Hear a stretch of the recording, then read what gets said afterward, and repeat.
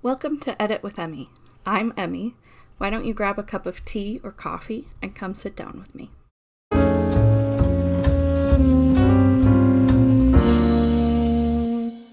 A few months ago, I came on here and talked about how I wanted to teach you the rules so that you would learn how to break them. And now I've already broken the cardinal rule of YouTube and social media, where I haven't posted consistently since then. But I am back to talk to you about parts of speech, like I said I would.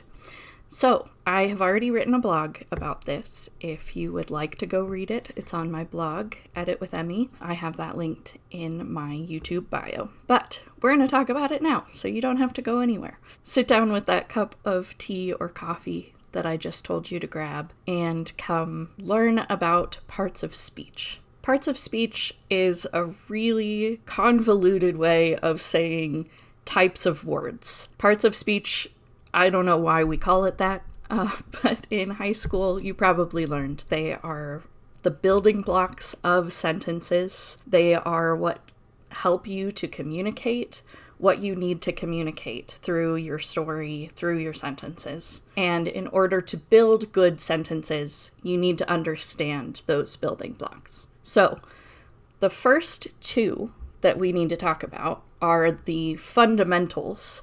You can write a sentence with only these two parts of speech, or types of words, which I'll call it types of words from now on, because that's just easier. Those first two parts of speech are nouns and verbs. You can write a sentence, a complete, full sentence, with just a noun and a verb. For example, you could say, Sarah ate dinner. Sarah and dinner are both nouns. Ate is a verb. You could say, Matthew ran. Matthew is a noun. Ran is a verb. Super quick and easy sentences. If you want to write like Ernest Hemingway or one of those other really sparse writers, they're oftentimes paring their sentences down as much as possible to just those nouns and verbs. It's a little bit of an exaggeration, but that's pretty much what they're going for. They're trying to give you really strong, punchy sentences that say exactly what they mean. In order to write more complicated sentences, you need 7 other parts of speech. So we're going to go through those 9 parts of speech very briefly in this video. And in the next several videos, I will be going through each one individually so that you get an idea of each different kind of noun, each different kind of verb. You get a good idea of every single thing that encompasses that one type of word. But right now, we're just going to do a really simple rundown. Here we go. First, we have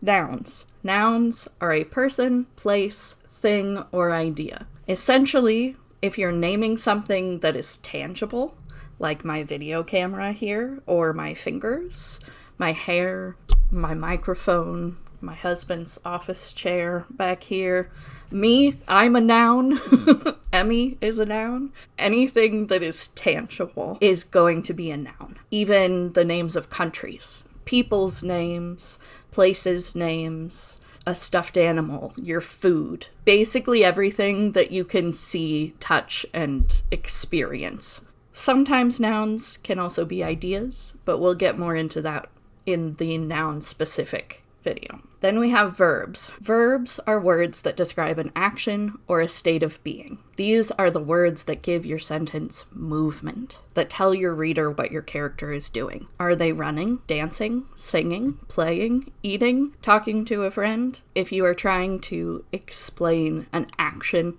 that your character is doing, that's likely going to be the verb. The next part of speech are adjectives. These are words that give nouns a more specific meaning or description. This includes words for color, temperature, size, emotion, smell, taste, texture, and volume, among a myriad of other things. You want to be careful with how often you use these. These can be overused. And sometimes there's a more descriptive noun that you can use, but we'll get into more of that in our adjective-specific lesson. Next is adverbs. Adverbs are similar to adjectives, except that they define verbs instead of nouns. These include words that explain how, when, where, how often, and to what extent a verb is being done. For example, you can show that someone's not so good at running by saying, Jared runs clumsily. Similar to adjectives, though, it's often better to use these sparingly, but again, we'll get more into that in the adverb-specific post. Pronouns. These are words that are used to replace a noun, usually used when the noun has already been referred to. We use these constantly in our conversations, probably more than we even use nouns. They make it easier for us to refer to people, things, or ideas without constantly using the actual word for them over and over again. That gets incredibly tiresome. Pronouns include words such as I, we, they, me, us, she, he, who, which, it. Those are all pronouns. They are used extensively throughout our communication, and you will use them frequently in anything that you are writing. Conjunctions. When you need to show that two parts of a sentence are closely connected to each other, you're going to use a conjunction. These also define how those parts of the sentence are connected with one another. So if one part of the sentence is explaining the other part of the sentence, you might use the conjunction because. Is one part of the sentence adding more detail to the other part of the sentence? Then you might need and. Is one part of the sentence contradicting the other? You might use the word however, but, yet. Other conjunctions include words like if, although, before, since, and whether. Interjections. These are fun. These are most often used in dialogue as a character expressing a really intense emotion, like excitement or fear or worry or large emotions in general. These usually are standalones. They don't usually happen within a larger sentence. They're usually their own just loud exclamation, like, oh dear, holy cow, hooray, alas, dear God.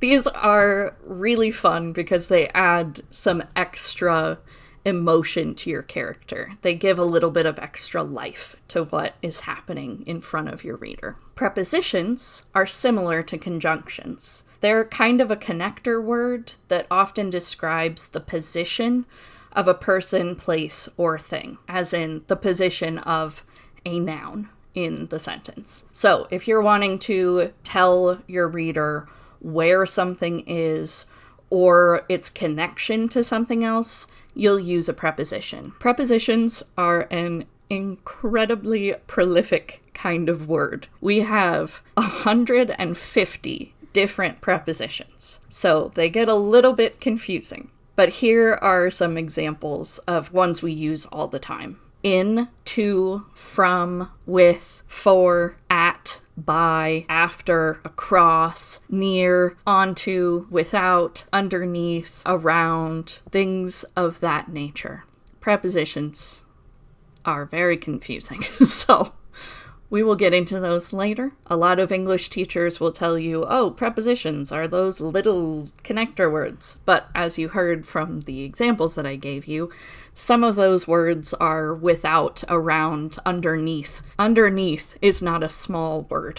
So reject that rule that's in your head. Prepositions are not small words. Prepositions are words that explain where your noun is in connection to something else, or what its connection is to something else. That's the best way to describe it, and we'll get more into it in the prepositions episode. Last, and probably least, are articles. Articles are incredibly simple. There are only 3 of them: the, a, an. Simply stated, these are little words that are used to determine whether or not a noun is specific or general. The cat or a cat. Those little words completely change how we interpret what's being said. The cat immediately brings to mind one specific cat, while a cat implies a general or unknown cat. That's a little sinister.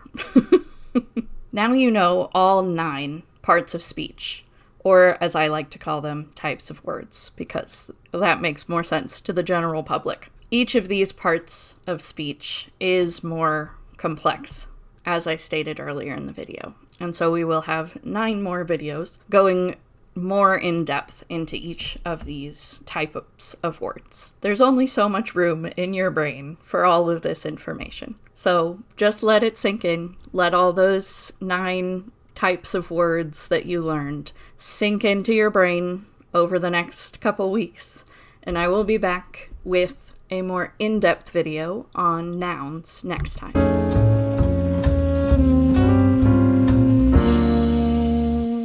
Okay, time for your writing assignment for this week. We're going to keep it simple. Since we talked about types of words, I want you to write some short and some long sentences. Play around with the complexity of your sentences. And then after you've written those sentences, I want you to try to practice identifying the words that we talked about today. This will help you to understand and grasp better the words that you're using and why you're using them. And as we go through these videos where I'm deep diving into each word, you'll have a better understanding of why you're using the words that you're using. And hopefully that'll give you a better understanding of what you want your voice to sound like. On top of this, I want you to also just write for yourself. Keep free writing. Write for your real project and also write whatever your imagination wants for that day. We want to build a nice, healthy writing practice that keeps your brain excited for when you sit down with a pen and paper or with your computer screen. Either way. I hope you have a great week. I will see you in 2.